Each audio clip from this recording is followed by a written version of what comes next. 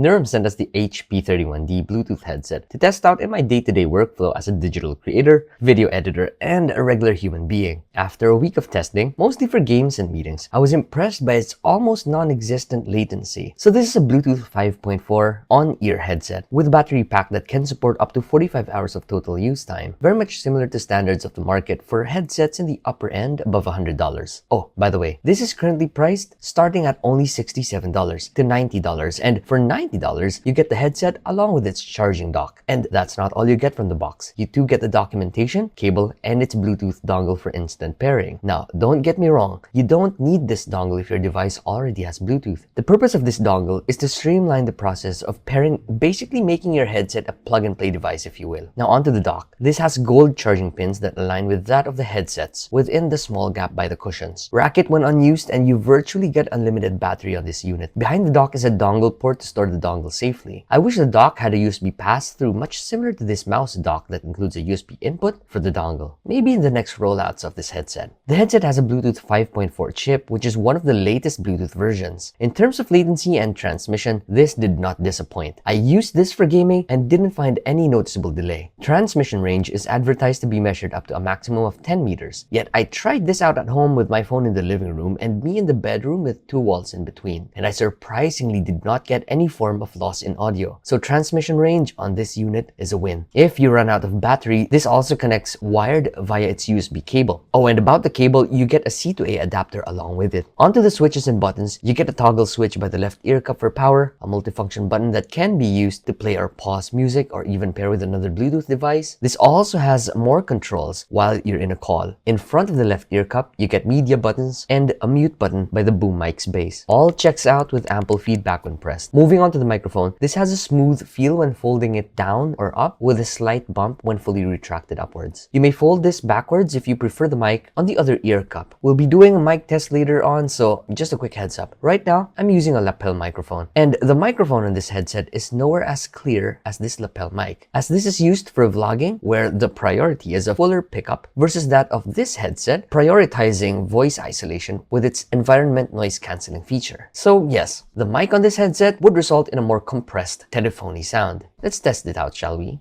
This is the sound test for microphone number 1. This is how my voice sounds. The microphone is about 1 inch away from my mouth. So, yep, again, this is microphone number 1. Let's test this out with some background noise from a coffee shop. So this is microphone number 1. Again, this is my voice along with some background noise from a coffee shop. I'm actually not in a coffee shop. I'm just playing some background coffee shop ambient sound. So anyways, that's it for microphone number 1. You're listening to microphone number 2. I have this the same with microphone number 1 with about 1 inch away from my mouth. Now let's test this out with some background coffee shop ambient noise. Again, this is microphone number 2. Now you're listening to microphone number 2 along with some coffee shop ambient noise running in the background. I have not honestly checked this out yet. I'm gonna be deciding also right after recording this which one would perform better, mic 1 or mic 2.